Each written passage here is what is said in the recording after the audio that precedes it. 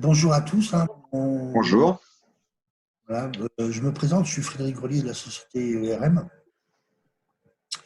Et aujourd'hui, donc, nous organisons là, depuis plusieurs jours, hein, depuis le début un petit peu du confinement, plusieurs webinaires à but pédagogique, à but de formation, hein, destinés, on va dire, à vous les enseignants, pourquoi pas aussi à vos élèves, également à tous les encadrants, hein, des FTP, inspecteurs. Ces webinaires peuvent être donc se rediffuser en live sur notre chaîne YouTube. N'hésitez pas sur celui-ci ou sur les prochains à inviter vos élèves à participer. En termes de fonctionnement un petit peu de cette plateforme, donc sur vos écrans, vous avez trois petits boutons, un bouton vert, un bouton converser et puis un lever la main.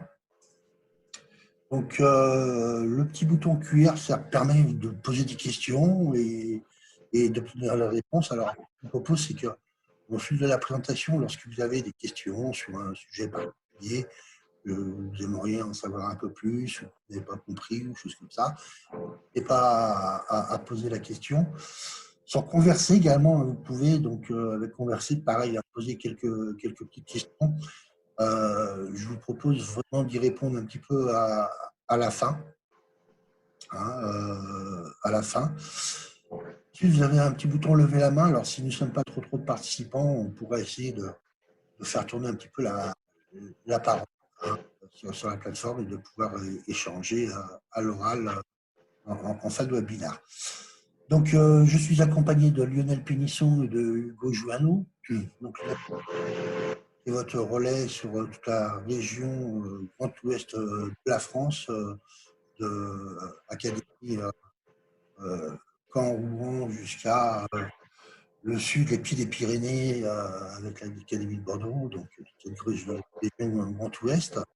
Hugo Joanneau s'occupe de tout le Grand Est, avec les Hauts-de-France, les Îles-de-France et la région Centre. Et je pense que tout à l'heure, nous serons rejoints par Laurence Moulac, qui s'occupe de tout ce qui est Auvergne, Auvergne-Rhône-Alpes, PACA et Occitanie. Voilà. Je pense avoir fait un petit peu le tour, donc sur ce, je vais donner la parole à Pierre, hein, donc, qui va nous présenter aujourd'hui la voiture pédagogique, la 3D Picard. Et en étant auteur-concepteur, c'est à mon avis la personne idoine pour nous en parler. Voilà. Bon, très bien. Alors, donc moi, je m'appelle Bariou Pierre, je suis enseignant en construction mécanique depuis 2002.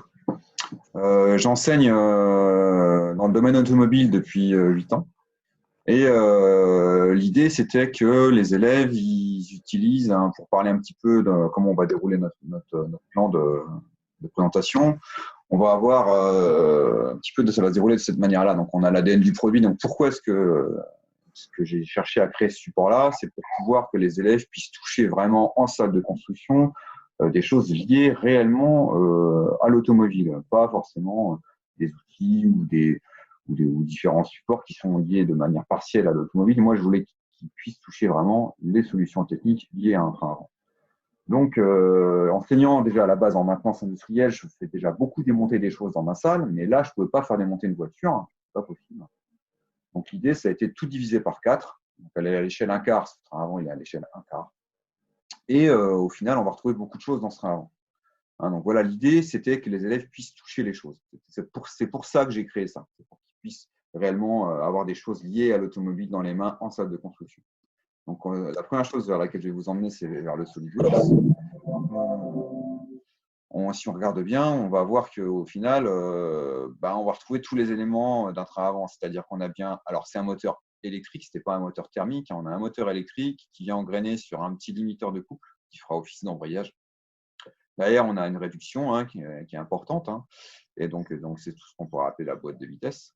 En sortie, vous allez donc avoir un cardan, et puis ce cardan, hein, des deux côtés, il arrive sur le système qui fait la liaison avec le porte-fusée, la fusée de roue, le disque de frein, et puis vous avez jusque dans les détails, si on vient cacher les pièces, on va voir qu'on va avoir même le piston de frein avec les plaquettes de frein. Vraiment, on a vraiment les choses qui sont liées complètement au fonctionnement global d'un frein avant. On retrouve aussi la direction. Donc là, on est sur le freinage, mais si on va voir un petit peu plus loin, on va voir qu'on aura le système de direction avec une crémaillère, avec un système de réglage de biellette, etc. Donc, si on doit revenir sur notre système, le fonctionnement global, on va retrouver direction, suspension, motorisation, transmission, freinage, un petit peu comme dans un train avant classique. Je vais vous présenter un petit peu les différents sous-ensembles avec une petite vidéo qui avait été faite à l'époque, qui est très parlante au final de ce qu'on peut avoir. Donc là, on voit bien, là, on est dans une de mes salles, ma salle automobile. Donc, on voit toute la voiture avec une aile qui a été peinte par les élèves. C'est imprimé en 3D et peint derrière.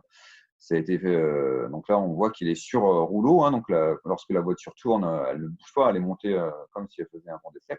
On a des petites chandelles aussi à noter, des petites chandelles qui permettent d'intervenir. S'il y a un TP sur les chandelles, c'est le TP 32, il me semble.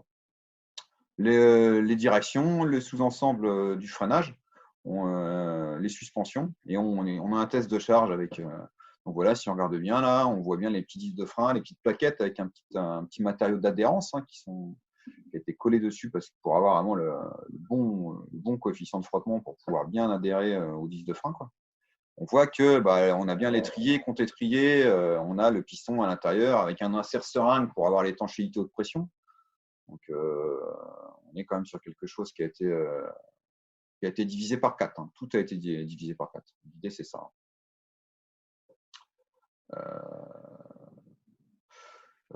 Donc, j'ai une bêtise d'ailleurs, c'est à l'échelle 1/10, c'est pas à l'échelle 1/4. Tout est divisé par 10. Donc, voilà. Voilà un petit peu pour la présentation des différents sous-ensembles. Donc, on a aussi, lorsqu'on vient faire, il y a un système qui permet de mesurer l'angle de braquage, puisqu'il y a un TP qui est lié directement à la relation entre lorsque je braque à fond mon volant, de combien est-ce que angulairement je vais avoir un angle qui va s'ouvrir. Donc, on va pouvoir justement directement, non seulement le faire graphiquement sur papier, mais le contrôler directement ensuite sur le système. Donc la motorisation, donc on voit bien, là on voit le train avant tourner, donc on voit que les cardans, on voit qu'on est monté sur roue. Voilà. Voilà. Donc ça, c'était la petite présentation de la vidéo qui nous permet en gros de voir un petit peu le fonctionnement global, rapidement les différents sous-ensembles. Donc bien sûr être associé avec chacun des sous-ensembles, des plans et des fichiers STL pour pouvoir imprimer et réimprimer les pièces. Puisque évidemment, ça reste des choses en plastique, ça peut aussi être un petit peu cassé de temps en temps. Donc, l'idée, c'est de pouvoir réimprimer certaines pièces. Donc, le premier sous-ensemble dont je vais parler, c'est le sous-ensemble suspension. C'est celui par lequel j'ai commencé à faire mes créations. Donc, en fait, ce qu'il faut comprendre, c'est qu'il y a quand même beaucoup d'activités qui sont liées avec ce support. Il y a quand même 35 activités pédagogiques qui sont développées. Elles sont données clé en main, avec les corrigés, avec pas mal de choses. Et évidemment, je n'aurai pas le temps de vous présenter ces 35 activités, donc j'ai fait un choix. J'ai choisi de présenter certaines activités différentes où on va retrouver au final les mêmes familles. Il y a une activité de résistance des matériaux dans chacun des sous-ensembles. Il y a des activités de liaison mécanique dans chacun des sous-ensembles. Il y a une activité de création 3D donc, sur SolidWorks dans chacun de ces sous-ensembles. Et après, il y a des activités un peu atypiques qui sont liées à chaque sous-ensemble parce que, par exemple, ici, on a la compression du ressort. Donc, on va pouvoir mettre en évidence certaines choses qu'on ne pourra pas mettre en évidence ailleurs. Donc, moi, j'ai fait des choix. Sur ce sous-ensemble-là, je vais vous présenter l'activité de résistance des matériaux et puis une activité.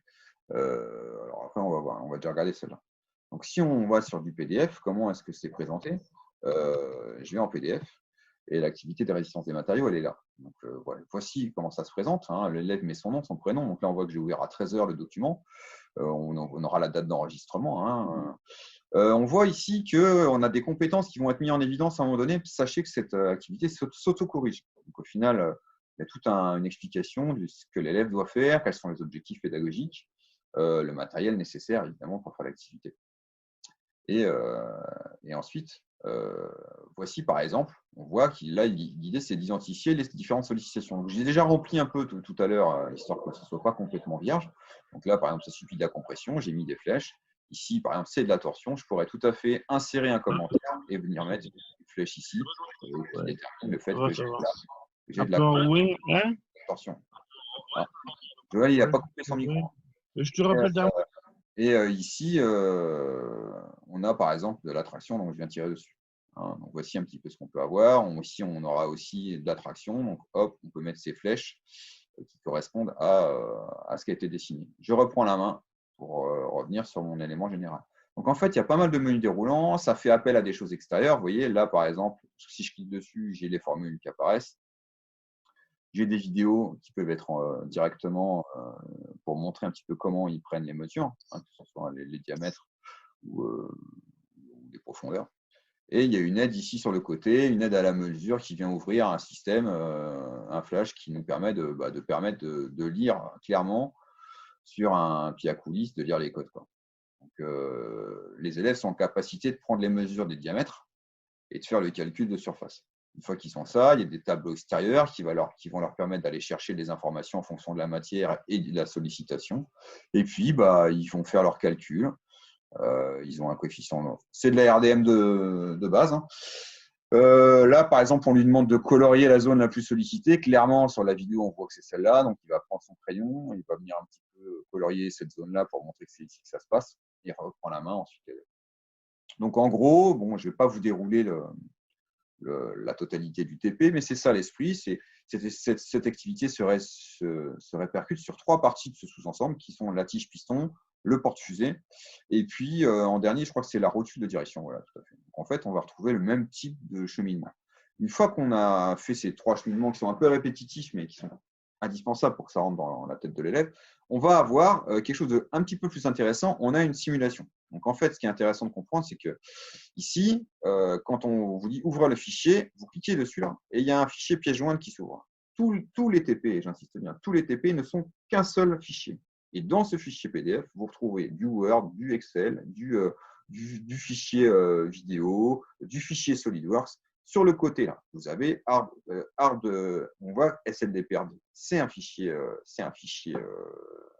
SolidWorks, mais ça pourrait très bien être une vidéo. Donc là, je vais cliquer dessus. Donc il me demande est-ce que je veux bien voir ce fichier. Évidemment, je vais lui dire oui. Donc forcément, là, il va prendre le dessus sur normalement le SolidWorks qui est là. Alors, voilà, donc ça, c'est le fichier. Alors, le problème, c'est que je ne vais peut-être pas avoir la main parce que comme il y a la vidéo ici, je ne vais peut-être pas pouvoir cliquer. Je peux bouger là? Ah, si, je peux bouger. Donc, suivant. Je vais faire suivant. Il faut faire suivant. En fait, tout est prédéfini parce que c'est des élèves de bac pro, donc j'ai prédéfini toute la partie. Il n'y a plus qu'à exécuter la simulation. La simulation, elle se fait de manière automatique. Ils ne sont pas à rentrer dans les détails du Cosmos. Ce qui permet au final voilà, d'avoir quelque chose qui tourne. Donc voilà, là ça tourne. On peut tout à fait mettre en évidence le von Mises, c'est-à-dire les contraintes. Montrer les contraintes et on peut les animer les contraintes. Donc là, au final, l'idée, c'est que le jeune il puisse voir qu'il a des contraintes qui montent, par exemple, donc il voit ce que c'est que de la torsion, il voit où est-ce que ça va péter, hein, clairement, et il voit que ça monte à 207. 207. Donc ça tombe très bien, puisque c'est dans le TP, c'est ce qui est demandé. Bon, j'ai mis 208, bon, on n'est pas loin, hein, il y a une marge d'erreur de toute manière, il y a un encadrement dans la réponse. Et la version 2, parce qu'en fait, à la base, je me suis servi de ma conception, ça cassait tout le temps, j'ai fait une version 2, et cette version-là résiste nettement mieux. Donc l'idée, c'est qu'ils comprennent aussi et qu'ils fassent la différence, qu'ils voient que là, on voit bien que la contrainte, elle ne monte qu'à 114, par exemple. Une fois que tout ça c'est fait, évidemment, l'élève nous aura appelé quelques fois. Comme dans chacune des 35 activités, il y a une autocorrection. C'est-à-dire que je remonte ici. Et là, vous avez un mot de passe déverrouillage. Le mot de passe est très, très dur. Il s'appelle ERM, en 3 lettres. Et on clique. Et là, ça nous ouvre un bouton de validation. Avant de cliquer sur validation, je dois vérifier certaines choses. Qu'est-ce que je dois vérifier? La machine, elle est capable de corriger des champs comme ça. Mais elle n'est pas capable de corriger si ça a été bien dessiné ou pas. Donc, si c'est bien fait, on met un check ici. Par exemple, là ici, la flexion, c'est bon. Là, c'est bon. Là, c'est bon. Par contre, ici, là, visiblement, ça n'a pas été fait, donc je ne vais pas mettre de check. Là, il manque une flèche, donc je ne mets pas de check, etc. Donc les checks, je les mets aux différents endroits pour voir si l'élève a su en fait répondre aux questions. Ici, je vais mettre un check, ici aussi. Et ça va rentrer en compte dans le calcul de la notation. Maintenant, si on remonte et qu'on fait la validation, donc on voit qu'évidemment, il a une mauvaise note, parce que le TP n'est pas du tout complété. Mais on est surtout capable de voir tiens, que ça va être sur collecter et analyser des informations complémentaires, ou ça peut être une autre partie sur en fait les deux compétences analysées dans cette activité-là. Donc voilà un petit peu une activité de RDM, sachant qu'il y en a une déclinée dans chacun des sous-ensembles, que ce soit la suspension, la direction, la motorisation ou le freinage, il y a de la RDM à chacun de ces systèmes-là. Donc voilà un TP. Donc maintenant que vous avez vu un TP, je vais vous présenter quand même l'ensemble des activités. Donc on voit bien qu'il y en a quand même pas mal. On voit qu'il y en a 35 en tout. Il y en a 9 sur la partie suspension, il y en a 9 sur la direction, il y en a un petit peu moins sur la motorisation, un petit peu moins aussi sur le freinage, mais il y en a quand même pas mal. Et puis on en a 4 sur le système global. Alors, on va donc revenir sur… donc là, j'ai présenté rapidement, je vais revenir en arrière, j'ai présenté rapidement la résistance des matériaux. Il y a aussi ce qu'on appelle la création sur SolidWorks. C'est-à-dire que les élèves, des fois, sont amenés à créer des pièces sur Solid. Généralement, quand ils créent des pièces sur SolidWorks, c'est compliqué. Ils ont des tutos, mais je me suis rendu compte que ces tutoriels, il y avait certains problèmes. Alors, là, le tutoriel, il est fait comment? Il est fait comme un classique. Il y a des choses qui sont simples. S'il y a pas mal de profs de construction, ils vont retrouver des choses de base qui sont là, comme étant esquisse, etc. Donc l'élève, il doit réaliser ceci. Mais le problème, c'est qu'ils ont souvent des soucis avec les boutons. Où sont les boutons? C'est pour ça que j'ai créé ici, on clique. Et pareil, ça ouvre ici des pièces jointes qui sont inclus dans le PDF. Il n'y a qu'un seul TP, mais toutes les pièces jointes sont dans le TP. Là, on lui dit tuto piston. Ça tombe bien, il y a un truc qui s'appelle tutoriel piston. Ouvrir le fichier. Formidable. Donc, on va ouvrir le fichier.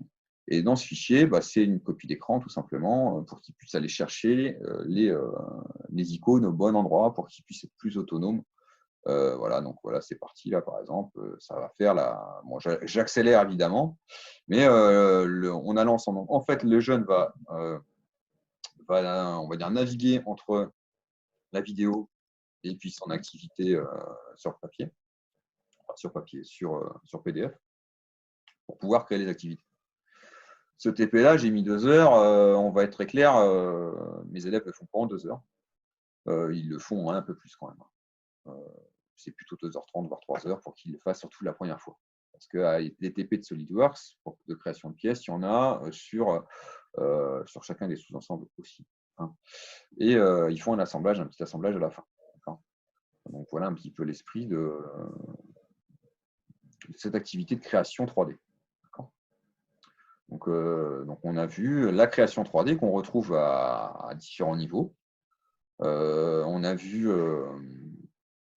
la RDM, mais on voit ici aussi qu'on a donc des analyses de liaison mécanique, des liaisons complètes, tout ce qui est visserie, une gamme de démontage, et puis ici,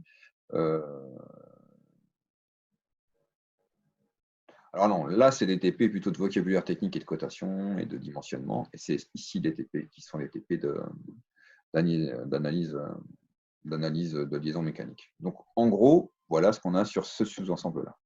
D'accord. Maintenant, on passe à un deuxième sous-ensemble qui est le sous-ensemble de direction. Oui, juste avant de… Donc là, on me pose une première question, et comme on n'est pas nombreux, là, je me permets de t'interrompre. Les TP sont tous bac pro ou il y a des choses prévues sur… Alors les TP, à la base, ils sont pensés bac pro, mais c'est quand même des bac pro, c'est du TP bac pro plus, quoi. Franchement, il y a pas mal d'activités qui pourraient être passées sur du STI 2D. Moi, je vais quand même faire, il y a de la raideur de ressort, il y a de la RDM avec concentration de contrainte, il y a du solide 3 forces, il y a du frottement, il y a quand même des choses. Alors, bien sûr, c'est orienté automobile et c'est orienté à la base plutôt bac pro, pour être très clair. Mais pour moi, il y a une grosse partie qui est adaptable. Par exemple, la création sur SolidWorks, elle est, on va dire, transposable, quoi. C'est transposable, à mon sens. Alors, évidemment, il y a des activités qui sont plus faciles que d'autres. les activités sur les volumes élémentaires, le vocabulaire technique et le dimensionnement, c'est des activités clairement bac pro. Il ne faut pas les donner à des STI2D. Et dans chacun des sous-ensembles, en fait, il y a des activités un peu plus costauds qui pourront être à destination de bac STI2D sans souci, quoi. D'accord, merci. Voilà, comme ça, on a répondu à la question. Donc, par exemple, là, je vais présenter l'activité 17, qui, à mon sens, clairement, n'est pas forcément une activité pour du bac STI2D, c'est une gamme de démontage. Donc, cette gamme de démontage, elle est plus directement pour des élèves qui font de la mécanique auto ou qui font de la carrosserie. Donc, la gamme de démontage, elle est relativement simple à comprendre. Hein. Vous avez au tout début, c'est toujours le même principe, là, on a la direction qui est mise en avant. Vous allez avoir des éléments standards de base qui vont être démontés, donc circlips, roulements, visseries, etc. On vous demande justement d'inventorier les pièces dont on vient de parler précédemment. Hein, donc, vous avez les désignations des éléments. On vous demande le type d'outil. Bon, je pense que voilà. Hein. Là, c'est les numéros. Il faut être capable de retrouver les numéros par rapport à ce qu'on a au-dessus, aux désignations du dessus. Donc, c'est de la lecture de plan. Et ensuite, on part en gamme de démontage. Donc là, on a toute une gamme de démontage où là, le jeune va avoir le plan sous le nez. Alors, c'est vrai que je n'ai pas parlé des plans, mais vous avez, avec les systèmes qui sont associés, vous allez avoir des plans à chaque fois qui vont être livrés. Les plans, là, je les ai mis ici. Voilà, on voit qu'on a pas mal de plans. Si je prends, par exemple, le plan de la direction, vous allez avoir le plan en 2D. Ça, c'est le plan en 2D que l'élève peut avoir, mais il aura aussi son plan éclaté. Donc, l'éclaté, il doit être quelque part ici, éclaté de direction. Donc voilà, il va avoir son éclaté de direction. Donc au final, le jeune va pouvoir naviguer quand il fait sa gamme de démontage pour trouver ses numéros de pièces et son type d'outillage. Donc en fait, il fait sa gamme, il démonte au fur et à mesure les choses, tout simplement. Donc, je ne vais pas rentrer dans le détail de tout le démontage, mais une fois qu'il a démonté l'ensemble des éléments, il identifie bien qu'il y aurait un contre-écrou, par exemple, qui pourrait régler un parallélisme ici, mais bon, ça sera pour plus tard. Donc, il fait tout son démontage, et une fois qu'il a fait tout son démontage, à ce moment-là, il peut faire les désignations normalisées des éléments. Donc là, par exemple, on lui demande la vis, il faut mesurer le diamètre, longueur, et pareil pour, par exemple, ici, c'est un circlips, donc on va lui demander sûrement d'aller mesurer on n'est pas jamais un circuit sans logement, évidemment, et puis d'aller déterminer la désignation du circuit. Intéressant, ça par exemple, les ajustements. Ce qui est intéressant ici, c'est que le jeune, il a directement son tableau intégré. Il clique ici, il récupère son tableau. Grâce à son tableau, il va être capable de déterminer c'est cote maxi, c'est cote mini. Et il va être capable d'aller ensuite déterminer s'il y a jeu ou pas jeu, etc. Il y a un tableau pour les allégages, évidemment. Il y a un tableau aussi pour les arbres, ce qui paraît logique. Donc ça, c'est quelque chose de très bien. Les élèves, une fois que les élèves ont compris que tout ce qui était en bleu ciel ou en jaune était des liens, au début, ils ne comprennent pas, il n'y a pas de souci. Là, on demande de mettre les différentes dimensions, tout simplement, et puis de trouver la désignation normalisée du roulement. Donc ça, c'est vraiment de la désignation normalisée. Quelque chose d'intéressant, cette partie-ci peut par contre être utilisé par n'importe quel même du STI2D. Là, on demande les différents sous-ensembles. C'est une partie qui est compliquée. Il va falloir qu'il soit capable de trouver les différents liens avec les bagues intérieures, bagues extérieures, des roulements. Mais ici, on a des boutons qui sont super bien faits, qui vont mettre en évidence en fait les différents sous-ensembles. Donc en fait, là, on voit qu'on a notre pignon, on retrouve ici par notre crémaillère, notre colonne de direction, la partie fixe, ou alors notre volant, notre ensemble volant, etc. Donc, grâce à ça, l'élève va être capable assez facilement de remplir les différents sous-ensembles ici sur le côté. Ça, c'est sûr. Et une fois qu'il aura rempli, après, libre à lui d'être capable de trouver les bonnes liaisons mécaniques entre les différents sous-ensembles. Là, cette partie analyse de sous-ensembles et de liaisons mécaniques, elle est vraiment bien faite pour eux parce que le fait d'avoir les couleurs, et en plus, les couleurs sont les mêmes que le sous-ensemble. Le sous-ensemble a strictement les mêmes couleurs que les couleurs qui sont mises en évidence sur la pédago. Et ça les aide quand même pas mal. On ne va pas se mentir. Pour qu'ils puissent comprendre comment ça fonctionne, le système pignon-crémaillère, même parler du réglage du parallélisme, etc., ça les aide pas mal. Donc voilà un petit peu pour le sous-ensemble direction. Alors, si on revient sur ce sous-ensemble de direction, il y a d'autres choses qui sont intéressantes, hein, notamment la cinématique, hein, où je parle justement du réglage du parallélisme. J'aurais pu mettre en avant cet épée-là. En 45 minutes, je ne peux pas mettre en avant les 35 activités, mais voilà, j'ai mis en avant une activité de démontage. Donc voilà, pour la crémaillère, qui est une activité quand même, qui est un modèle qui est très très sympathique. La boîte de vitesse. Donc la boîte de vitesse, donc on pourra appeler aussi motorisation, hein, motorisation transmission, ça fait un peu les deux. On a des choses intéressantes. Donc c'est un moteur électrique. Hein, donc là, j'ai décidé de mettre en évidence dans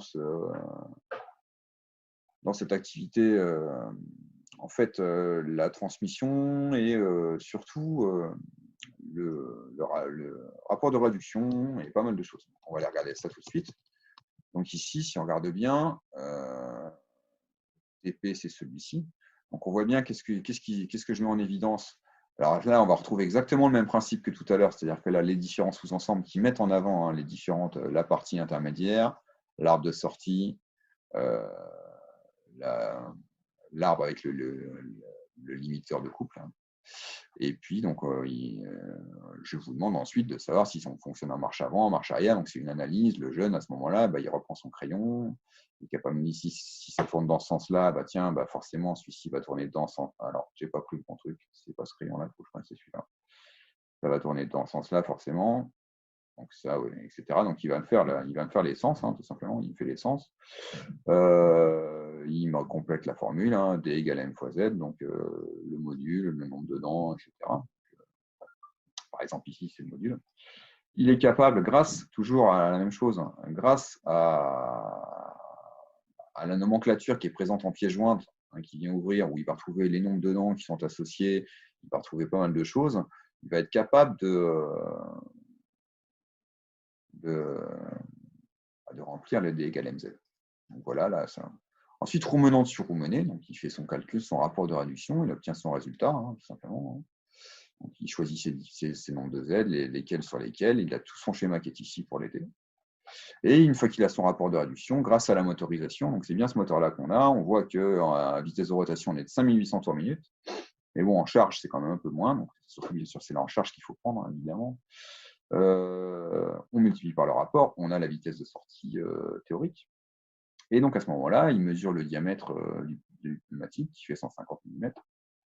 Et il va être finalement capable de déterminer la vitesse en millimètres secondes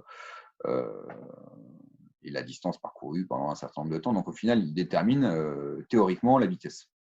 Et ensuite, il vient faire sa mesure, c'est-à-dire que là, il prend le chronomètre, il regarde le nombre de tours en sortie, et donc il vient faire une petite comparaison entre son calcul et la réalité, quoi.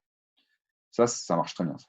Franchement, je l'ai déjà testé un certain nombre de fois, parce que c'est ça qui est bien aussi, c'est que ces activités, elles sont testées par les élèves, quoi. Elles ont été modifiées, retournées, remodifiées pour que ça fonctionne. Alors évidemment, hein, il y a encore toujours des choses à optimiser, mais elles sont bien déjà passées à la moulinette, quoi. Et donc voilà pour la motorisation, dans laquelle on va retrouver d'autres choses. Hein. Évidemment, il y a du démontage, mais ce TP-là est un TP qui est intéressant parce qu'il met en évidence le rapport de réduction, la vitesse linéaire, donc différents calculs, quoi. Donc voilà pour la transmission. Il y a des TP sur le cardan, sur la liaison mécanique, il y a sur le limiteur de la mise en évidence avec le frottement, avec le déclenchement du limiteur de couple. Hein. Donc, il y a aussi des choses un peu plus costauds. Je décide de ne pas les présenter aujourd'hui parce que c'était plus à destination du bac pro, mais il y a quand même un TP qui est lié au débrayage. Parce que l'idée, c'est que lorsque la moisture fonctionne et qu'on freine, le limiteur de couple il déclenche. Et donc, au final, les roues ne tournent plus, quoi. Parce que justement, ça se met à patiner au niveau du limiteur de couple. Donc ici, celui-ci, c'était le sous-ensemble vraiment plus, il est plus costaud en termes de niveau. C'est-à-dire que là, on va retrouver du rapport de pression. Parce qu'on a un changement de mètre cylindre. Le mètre cylindre, il y a deux mètres cylindres, un avec un gros diamètre et un avec un petit diamètre, pour avoir une différence de pression. On va se rendre compte, on va mettre en évidence F égale P fois S. On va mettre en évidence aussi, avec un dynamomètre ici, les trois forces. C'est-à-dire qu'on va pouvoir passer de l'effort dans la pédale, la pousser, l'effort ici, récupérer la pression pour ensuite aller au niveau des étriers et distribuer la poussée. Et on a avec les cônes de frottement, on a ici au niveau des plaquettes, la mise en évidence du frottement, donc il y a pas mal de choses.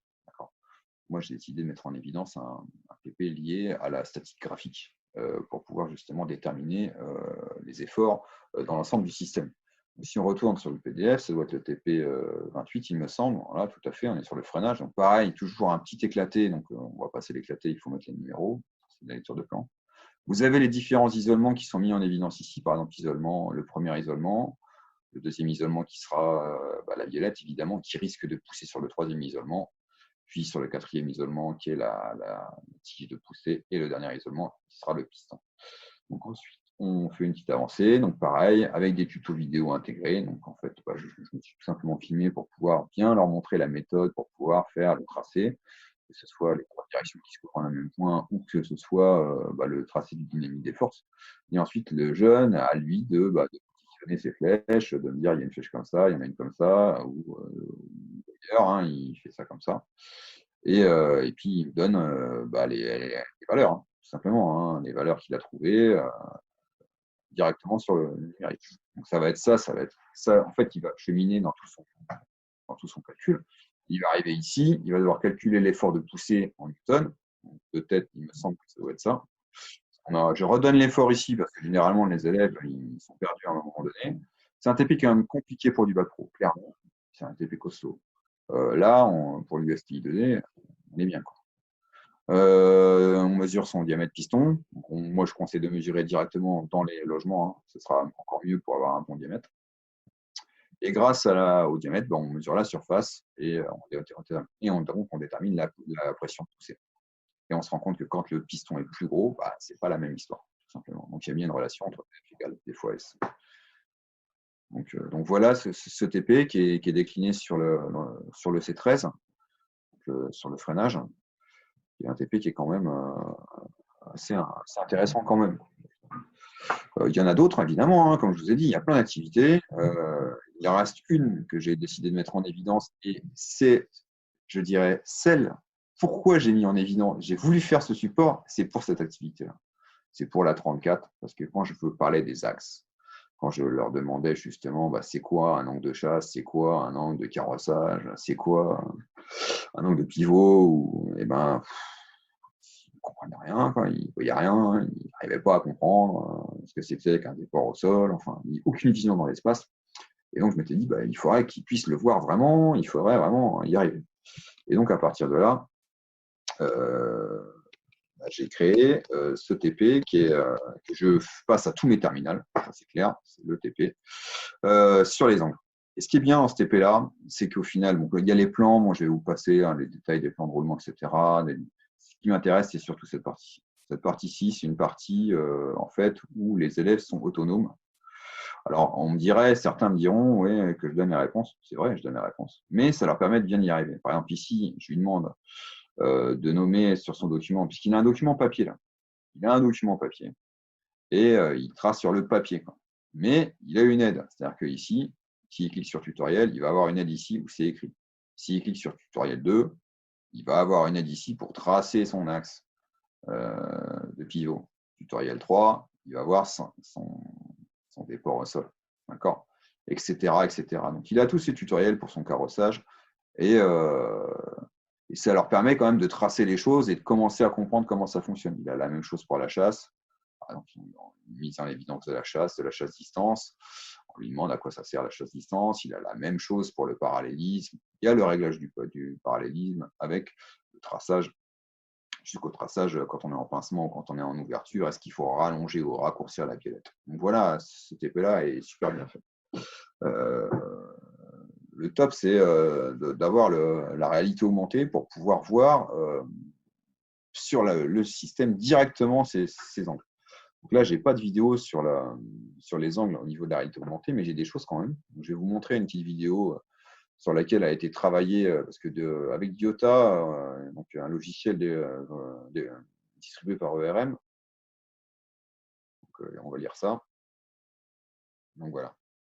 on est capable donc de superposer la réalité, de superposer la 3D. Donc là, par exemple, on voit la courbe de raideur du ressort. En fonction de la compression, on voit bien ce qui se passe au niveau. Et là, par exemple, on superpose. Donc on voit qu'avec Diota Player, on est capable de superposer le virtuel au réel. Ça, c'est formidable. Et donc pour identifier les angles, voilà, il n'y a pas photo, il n'y a pas mieux, quoi. Hein, on pourrait mettre les axes, mettre les angles. Donc là, je n'ai pas la vidéo sur les angles, mais là, c'est une vidéo de démontage et de dépose du porte-fusée. C'est quand même vraiment, vraiment exceptionnel. Donc, il y a des activités qui sont développées avec de la réalité augmentée. La réalité augmentée n'est pas indispensable, c'est-à-dire qu'on peut faire les activités sans la réalité augmentée, mais il a été développé 4 ou 5 activités avec réalité augmentée en plus. Donc, si certains d'entre vous ont du budget pour acheter Diota, il ne faut pas hésiter, quoi. Donc voilà. Ça, c'était parce que c'était aussi dans la présentation, si on revient au début. Il a été présenté donc, les différents sous-ensembles. Donc les plans et fichiers STL. Donc, les plans, on a vu qu'il y avait un éclaté et un plan d'ensemble par sous-ensemble avec une nomenclature en Excel. Les activités autocorrigées, je pense qu'on en a fait pas mal le tour au final. J'ai parlé un petit peu de la réalité augmentée avec Diota Player. Et donc le site internet lié à la Printicard, donc bien sûr, il y a une partie du site d'ORM où vous allez retrouver les plaquettes et puis les références liées à la Printicard, mais il y a aussi une partie de mon site perso qui est dédiée à cette création. Donc on va aller voir ça un petit peu, comment ça se présente. Donc, si on va sur internet, il est là-bas, ça doit être ça. Et si on va donc, tiens, c'est pas là que je voulais aller. Bon, on va aller dans Google tout simplement. Et on va taper Pierre Berriou. Voilà, Pierre Berriou. On va tomber sur mon site. Et dedans, il y a une partie du site, donc il y a pas mal de choses évidemment, mais une partie du site qui est associée directement à ce projet-là, qui est là, la 3D Printicard, elle est là. Si on va ici, on retrouve une partie du site qui est directement liée à ça. Donc vous allez retrouver les différents sous-ensembles. Certaines activités sont ouvertes, donc vous pouvez les tester en direct. C'est-à-dire, par exemple, si je vais dans, par exemple, ici, le C11, puisqu'on en a parlé il n'y a pas longtemps, dans cette C11, on voit qu'il y a 2 TP en téléchargement, ici, et un autre ici. Donc, en fait, vous pouvez déjà les charger et puis voir un peu ce que ça donne de chez vous pour vous faire une idée un peu de ce que c'est. Vous avez une partie de, voilà, à quoi ça ressemblera, quoi, les sous-ensembles de sous-ensembles de C11, à quoi ça ressemble. Et vous avez la même chose pour les différents sous-ensembles, d'accord ? Sur la 3D Printicard, sur l'entête, vous avez en fait les vidéos de présentation. Donc, il y a différentes vidéos. Donc, ce jeu dont je ne vous ai pas parlé, c'est qu'il y a une partie, il y a une activité qui est liée directement à des carrossiers où là, les élèves ils réalisent un assemblage de pièces imprimées en 3D, tout ça pour arriver à la finition, mise en peinture sur châssis. Ça, c'est vraiment très spécifique et très lié à la carrosserie, mais il n'y en a qu'une seule qui est vraiment très spécifique. Après, le reste, on peut le dupliquer. Donc, je vois que Fred est revenu. Non, mais c'est. Moi, j'ai fait un peu le tour là assez rapidement de tout ce qu'on avait mis au menu. D'accord. Après, je ne sais pas s'il y a des questions. Alors, si, on a quelques questions. Une première, déjà, tu as un collègue là qui te félicite quand même pour ton travail colossal et remarquable. Ouais, ma femme me félicite moins, mais bon. Et en fait, sa question était quel est le logiciel que tu utilises pour la rédaction des fiches TP? Acrobat Pro 10. Alors après, s'il est intéressé, il y a des collègues aussi qui m'envoient des mails et qui veulent savoir comment je fais. On a créé un paquet GT formateur SP pour justement transmettre la manière de créer ça. Et donc on a des tutos, on a pas mal de choses qui sont prêtes. Donc qui m'envoie un mail et puis je lui donnerai tout ce qu'il faut, quoi. Voilà, donc voilà, je ne sais pas s'il y a d'autres questions. Alors comme on n'est pas nombreux, hein, si vous pouvez lever la main et puis je vous donnerai la parole sans aucun problème.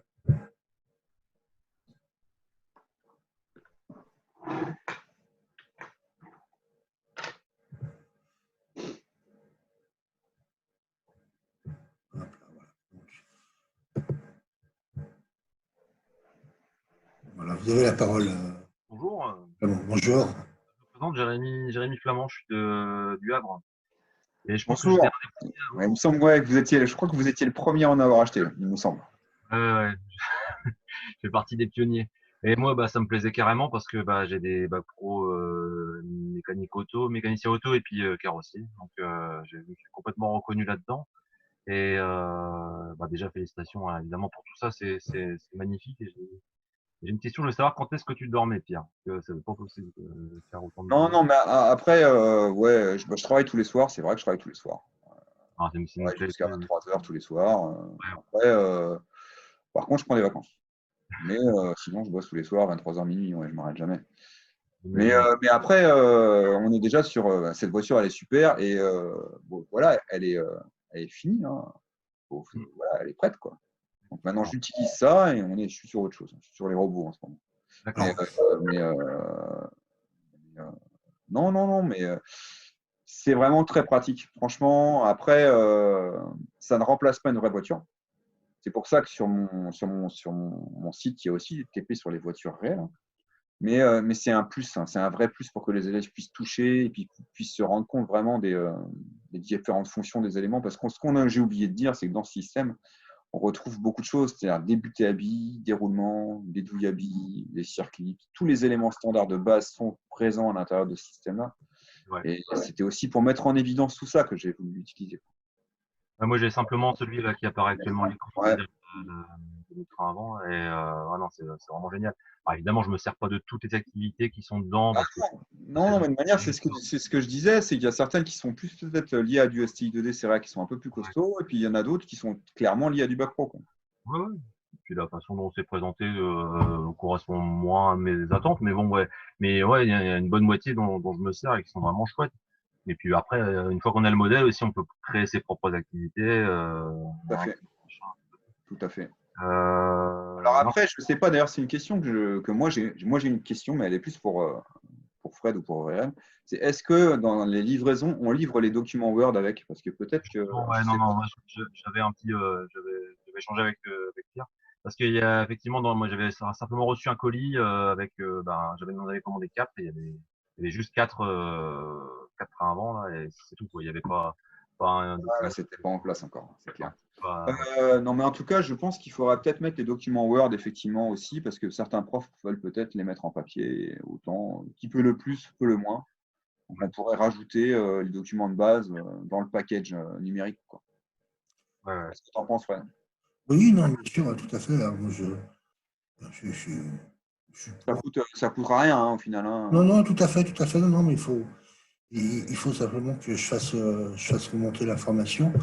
On me pose une question. Alors là, c'est peut-être Hugo ou Lionel qui vont pouvoir prendre la parole. Euh, Car moi, je ne l'ai pas en tête. Mais quel est l'investissement financier? Voilà. Bah, ça dépend pour quel système. Non, oui, mais alors, je ne sais pas si Hugo ou Lionel sont. Bah, s'ils sont pas là, moi je me souviens à peu près des chiffres. Quoi. Mais Autrement, attendez, je suis en train d'essayer de regarder. ouais, bah regarde, moi j'ai. Bonjour. Est-ce qu'on m'entend? Oui. Allô? Oui. Oui, Hugo, on t'entend, oui. Oui, bonjour, Hugo Joanneau, donc je m'occupe du Nord-Est. Donc pour donner une petite information tarifaire, sur la référence de base, donc C10, vous avez la voiture complète, on est sur un tarif de 3 034 € hors taxe. Et après, vous avez des kits complémentaires pour les autres sous-ensembles qui varient entre 900 € hors taxe et on va dire 1 300 € hors taxe. Voilà, Voilà. pour donner un ordre de grandeur. Donc, Ça reste, 3400, ça voilà, reste abordable. voilà, 3 400 € hors taxe, hein, c'est bien ça, hein, Hugo. Normalement, oui. Ok. 3 000, non, 3 034 hors taxe. 3034, c'est mieux. Ah, C'est mieux. j'ai tapé la réponse, donc ça fait quasiment du TTC. Non, pas tout à fait. Voilà. On a 4 000 TTC à peu près. Voilà, 4000, un peu moins de 4000 TTC, donc Ok, VQR. pour la question. Euh, Alors, oui. Alors, on me demande est-ce qu'on peut avoir les tarifs détaillés. Alors, ce que je vais faire, c'est que je vais vous copier dans le chat l'adresse de Hugo et Lionel. Alors, là.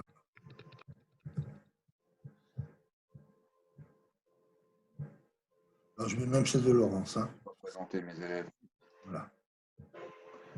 Je vais Alors, quand même faire je tourner vous celle-là, mets- celle-là, j'en ai pas parlé.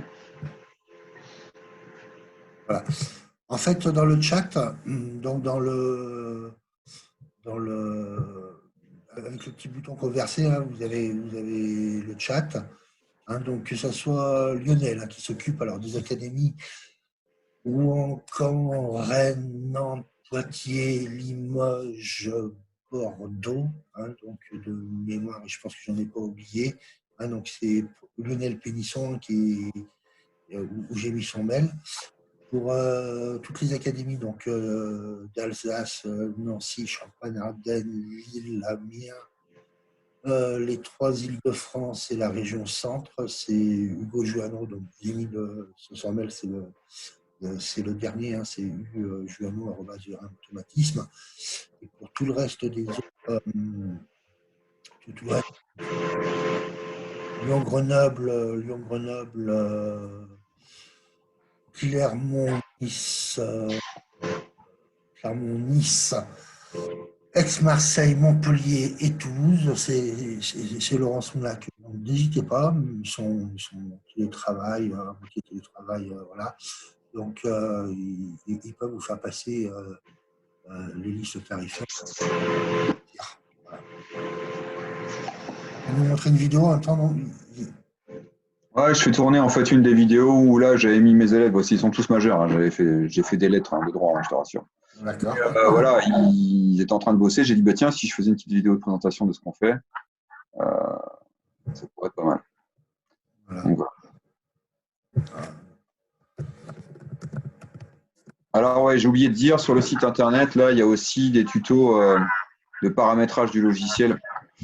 Donc en fait, pour pouvoir l'installer et puis pour pouvoir le paramétrer pour que ça fonctionne très bien. Et puis s'il y a des soucis, il ne faut pas hésiter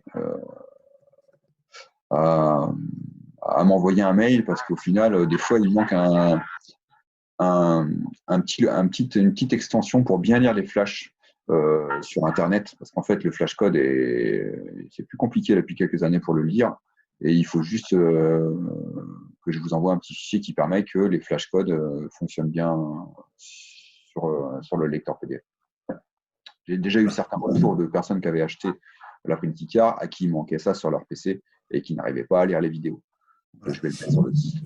Une chose alors que j'ai peut-être raté, hein, mais c'est qu'on va dire l'ensemble des pièces, hormis quelques éléments standards, quelques écrous, choses comme ça, Circlips, choses, hein, sont vraiment toutes imprimées en 3D. Tout est imprimé en 3D.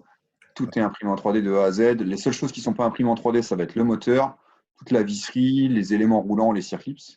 Et puis, le premier pignon moteur et la première, enfin, quoi que aussi, parce que ERM a su les imprimer. Moi, j'ai pas su les imprimer. Donc, sur la version à moi, c'est des versions métal, le premier pignon d'attaque en module 0.5 avec la première roue dentée, mais ERM a su les imprimer. Donc, en fait, ils auront vraiment, même les engrenages de A à Z sont imprimés en 3D.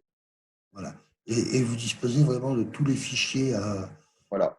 pour pouvoir, vous, après, pourquoi pas, les refaire aussi avec. Voilà, en refaire plus ou même s'il y a de la casse, parce que ça peut arriver. Hein. Moi, j'ai même des élèves, des fois, ils font tomber. Certains, ils serrent trop fort sans réfléchir. Et on en a un des comme ça. Bon, bah voilà, il faut aussi pouvoir réimprimer. C'est le cas, quoi. C'est le cas régulièrement. Voilà. Alors, j'ai un autre collègue, bien sûr, qui te félicite, hein, parce que c'est un sacré travail. Alors, c'est vrai que c'est peut-être moins, donc il est enseignant sur des STS, hein, sur BTS. C'est peut-être moins un petit peu des activités BTS. Alors, c'est moins des activités. À la base, elles n'ont pas été à cette destination-là, quoi. On va être très clair. Après, ça peut être un bon support, je pense, en démarrage, quoi. Ça dépend. Il est en BTS quoi. Si c'est de la conception, il y a des choses intéressantes à faire dedans. Ça dépend quel type de BTS. Mais c'est vrai qu'à la base, c'est pas fait pour. C'est RSA ou électrotechnique. Ouais, non. Parce que si c'était du CRC, par exemple, conception des carrosseries, là, ça pourrait avoir du sens, quoi. Récupérer une partie des solides pour pouvoir faire des choses dessus. Mais c'est pas le premier public. C'est pas le premier public. Et on va dire que sur les 35 TP, il y en aurait peut-être 7-8 qui sont adaptables pour du BTS, quoi. Les autres, non.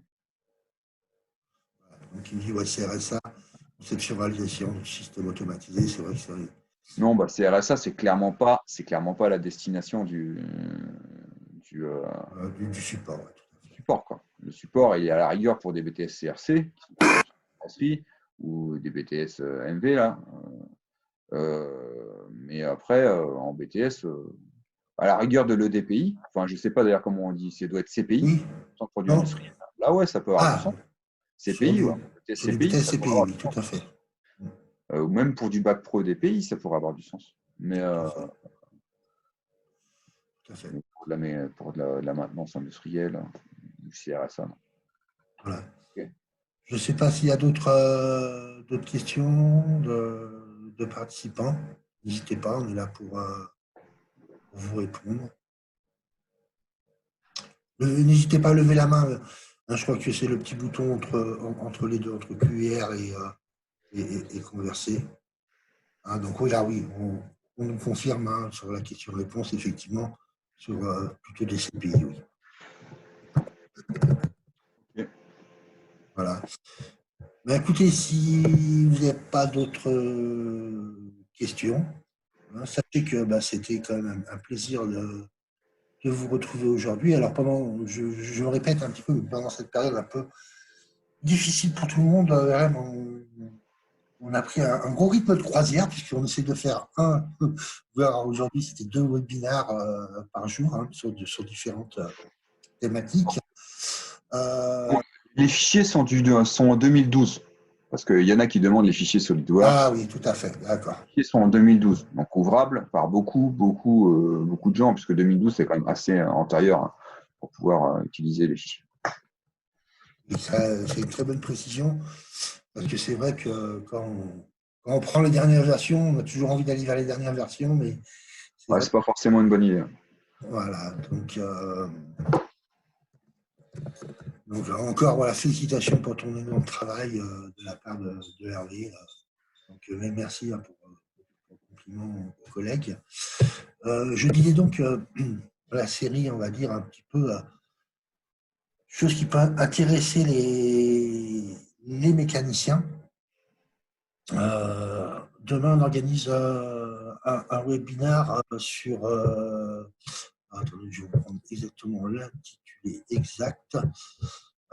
C'est l'utilisation d'un scanner 3D à la lumière structurée en métrologie. Donc ça, à mon avis, beaucoup plus orienté BTS, voire enseignement supérieur, c'est le BTS aussi, mais voire plus, avec l'Eviscan et le logiciel GeoControl X.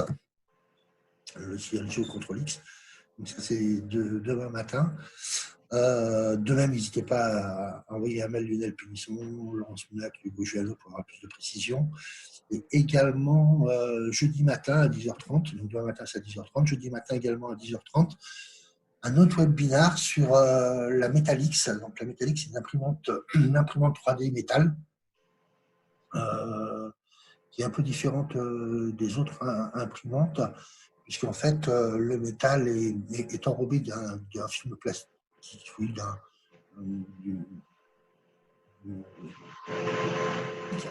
est imprimé par, on va dire, quasiment une imprimante à peu près, comme les autres imprimantes, donc comme les autres imprimantes FDM.